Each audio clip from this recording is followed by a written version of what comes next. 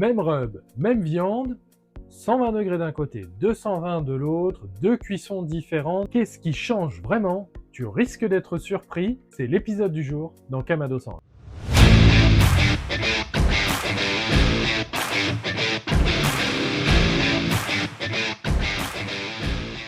Salut la Smoker Family, bienvenue dans ce nouvel épisode de Kamado 101. Aujourd'hui je te propose un test, on va réaliser la cuisson des ribs de deux manières différentes, une à basse température et l'autre à haute température. Même rub, même viande, mais deux techniques qui seront radicalement différentes. Le but, comprendre comment la température influe la texture de la viande, le goût et l'expérience. Et pour ça, je vais aussi te partager des conseils pour parfaitement réussir une ou l'autre méthode.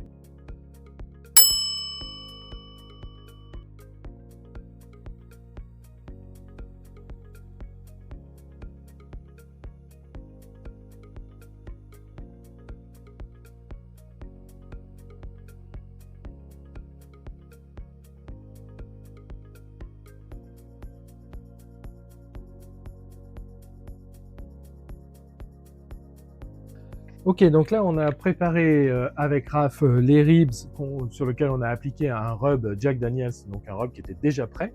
Tu peux faire l'expérience chez toi avec un rub que tu fais toi-même, il n'y a pas de souci. Et on les a laissés toute la nuit à s'imprégner du rub pour que ça donne vraiment un maximum de goût. Maintenant ce que je vais faire, c'est que je vais cuire un ribs avec une cuisson à basse température, donc à 120 degrés pendant 3 à 4 heures, et l'autre ribs avec une cuisson à 220 degrés pendant 40 minutes. Allez, c'est parti. Pour la configuration de la cuisson, je vais partir avec un petit foyer et un allume-feu. Donc ça va me permettre d'avoir un feu bien stabilisé. Je te le répète, peu de charbon permet quand même d'avoir une bonne stabilisation du kamado. Je rajoute du bois de pommier pour le fumage que je vais venir placer au niveau des braises. Et là, je serai en cuisson indirect, donc avec les deux déflecteurs sur la grille. Je referme le temps d'aller chercher les ribs et je t'explique le réglage nécessaire pour le kamado. Petit rappel, si tu débutes au kamado, pour atteindre une température à 120 degrés, la trappe du bas, je te montre, tu l'ouvres un doigt, voire un doigt et demi maximum pour pouvoir avoir un bon apport d'oxygène au niveau de ton charbon. Et pour les veines du haut, donc ici, pour l'ouverture du haut, la cheminée, on va être ouvert à 1/4 seulement pour maintenir une bonne température et aussi pour que la montée soit lente et progressive. Ça, c'est important pour la basse température. On ne veut pas de flamme, bien évidemment. Je te rappelle que si tu veux savoir comment gérer parfaitement les températures de ton kamado, je te mets le lien juste ici de l'épisode 3 de Kamado 101 dans lequel je t'explique tous les réglages possibles pour réussir parfaitement ces cuissons avec le kamado.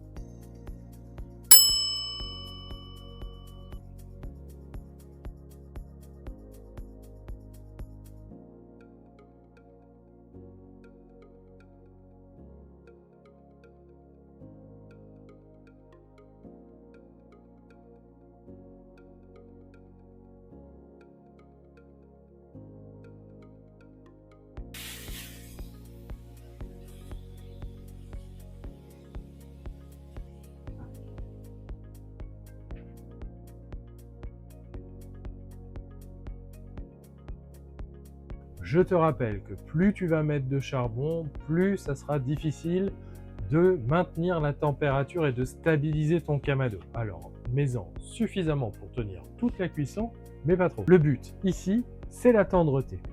On va laisser tranquillement le collagène se décomposer et faire en sorte que la fumée puisse infuser complètement la viande. Je te donne maintenant 3 conseils pour réussir ta cuisson entre 120 et 130 degrés. Le premier, ne surcharge pas ton feu, ne mets pas trop de charbon, 2/3 voire un demi-panier, ça suffit amplement pour tenir une cuisson de quelques heures. Le deuxième, c'est utilise une sonde pour éviter d'ouvrir trop souvent le couvercle, ça provoque des variations de température trop importantes et à cause de ça, tu peux louper facilement ta cuisson. Et le troisième, tu sais que j'utilise un mélange de jus de pomme et de vinaigre de cidre pour toujours hydrater le rib, mais ne l'utilise pas dès le début. Attends que le rub ait formé une croûte autour du ribs avant de pulvériser pour la première fois, et ensuite tu renouvelles l'opération toutes les 30 minutes jusqu'à la fin de ta cuisson.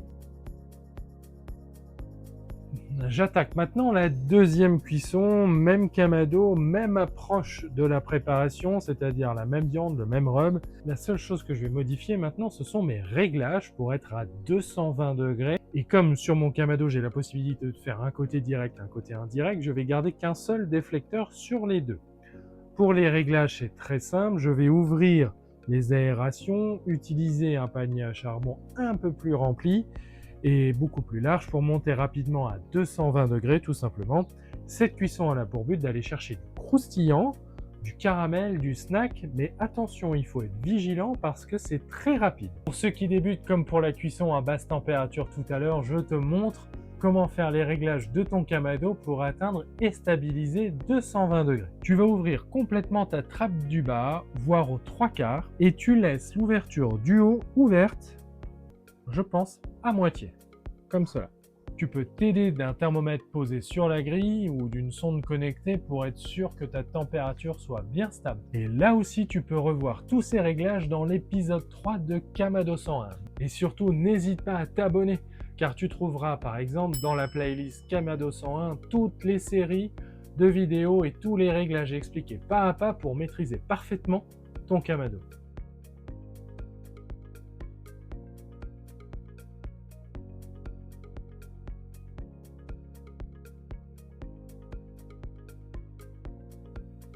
Je te donne 3 conseils pour bien réussir ta cuisson à haute température, du moins à 220 ou 230 degrés. Le premier, c'est d'avoir une grille bien chaude pour éviter que le sucre qui est contenu dans le rub colle. Tu peux même la huiler avant de poser ta viande, ce sera encore un plus. Le deuxième, c'est de ne pas mettre de bois pour le fumage, car concrètement, on n'a pas le temps et les hautes températures ne provoquent de la fumée qui n'est vraiment pas bonne pour ce type de cuisson. Et le dernier conseil, ça va être de tourner les ribs toutes les 10 minutes, tout simplement pour éviter que ça crame. Pour passer à la dégustation, je vais couper des morceaux donc, pour te montrer également. Donc on va prendre le ribs en cuisson lente. C'est simple à couper, hein. On voit bien que l'os est rétracté. C'est encore bien juteux. C'est vraiment encore bien juteux là, tu vois bien ici à l'écran la partie fumaison qu'on appelle le smoke rings. On n'aura pas forcément puisqu'on l'a pas fumé. Donc déjà au niveau de la découpe c'est déjà plus ferme, on le sent. Voilà, celui-là, regarde comme il est juteux. Voilà, donc après ces temps de cuisson, après avoir tout expliqué, j'ai appelé mon goûteur, mon expert, Raph. Et on va devoir deviner, même si moi je sais, tu vas devoir deviner lequel a cuit à basse température et lequel a cuit à haute température. Allez, c'est parti.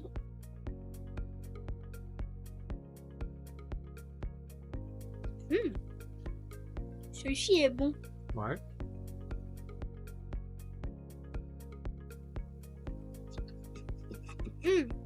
Il est plus fat, je sais pas comment on dit le mot. Mais plus sec? Ouais. Celui-là? Il a un peu moins de texture. Écoute. Ouais. Pour moi, c'est cuisson dans celui-ci. Celui-ci? Ouais. Voilà, donc tu vois, tu peux être surpris sur une cuisson rapide à 45 minutes si elle est bien maîtrisée.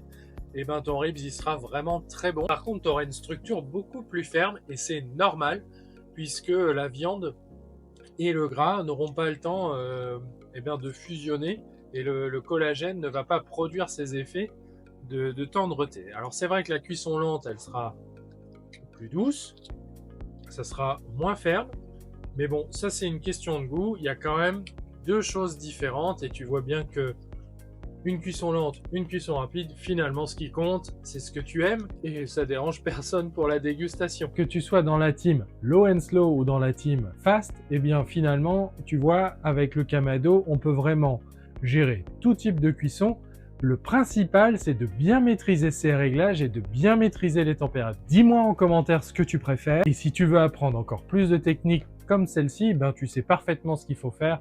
Abonne-toi, like et partage. Et bienvenue dans la Smoker Family.